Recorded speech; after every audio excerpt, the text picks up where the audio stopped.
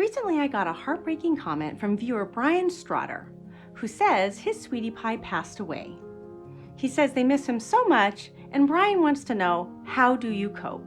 First off, Brian, Ben and I want to send our deepest condolences to you and your family. Losing a beloved companion is truly one of life's greatest sorrows, and it absolutely can be overwhelming to cope with. I'm really glad you took the time to leave your comment because you are not the only one asking this question.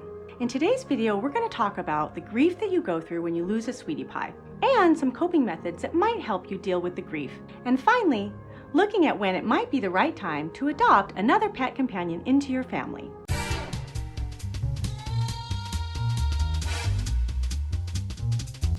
For many, losing a beloved pet may be no different than losing a human family member, so don't feel like something is wrong with you. The grief you're experiencing is real and justified. The grief you're experiencing can feel overwhelming at first, but keep in mind that it won't be this difficult forever.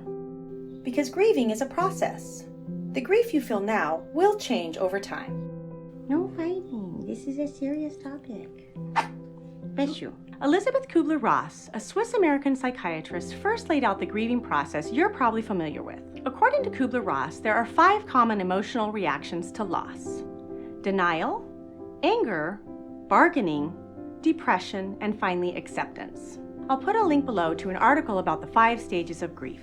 These stages are dynamic and change over time, generally moving forward, and it's important to note that the stages tend to be cyclical, giving the grieving process the appearance of 2 steps forward and 1 step back. Now, every person will deal with these stages of grief according to their own time frame, so be patient with yourself. Now let's talk about some coping mechanisms to help you move forward through the steps of grief. I'll put a link in the description below for an article I used for my research. Humor. We're still, Ben, we're not quite done. Ben, look at the camera, don't hang down. This is a somber issue. Be serious. One of the best ways to cope with the grief after losing a pet is through humor. Laughter while feeling sad. Doesn't seem possible, I know, but recalling funny memories or funny pictures of your sweetie pie dressed up for Halloween or playing in the snow for the first time, these will help you cope with the grief. The goal here is to hold on to the positive emotions and to provide relief for your sadness. Spirituality. It's comforting to feel your sweetie pie has now moved on to a pain-free existence after death.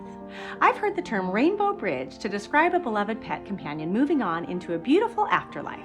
I've also heard from individuals who use prayer or other personal closure rituals to develop a picture of their sweetie pie living on and maybe creating hope for a future reunion. And this might not work for everyone, but it will definitely help with people who connect with their spiritual side. Perspective focusing. Gaining perspective of the experience will help you frame your sweetie pie's death in a larger context. For instance, consider the pain your sweetie pie may have been suffering from, with an extended illness or declining health. Understand that your sweetie pie may not have had a good quality of life without any hope for improvement. This reframing will eventually help you to view his death as being for the best. Consider that he's in a better place now. Problem-solving tasks. After the death of your pet companion, you'll probably have a number of tasks to complete. For instance, discussing with your vet what to do with the remains of the body. I've known people who like to order memorials to their pets, such as art or glass etching. You may want to clean out her bed and crate and other supplies. You might consider keeping your sweetie pie's ashes in a memorial urn. All these tasks help you to take control of your grief and feel productive instead of feeling idle and allowing the grief to become all-consuming. Positive reframing. This is looking at the bright side of things. What did your time spent with your sweetie pie do to make you a better human? How did you benefit from the time? Did your sweetie pie help you to meet new people? Did you become a better pet parent? Did you learn about the breed? It's really learning to look at the overall life you had with your sweetie pie and how that made you a better human. Embrace your happy, positive memories you've shared with your sweetie pie.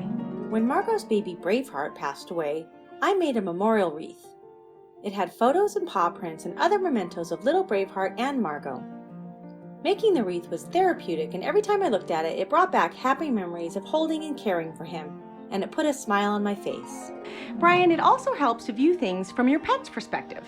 What a lucky boy he was that he got to live with you and be loved by you for his entire life, all the way to the very end. What more could a pet ask for than to be cared for and loved by his favorite people for his whole life? He died a very happy boy indeed.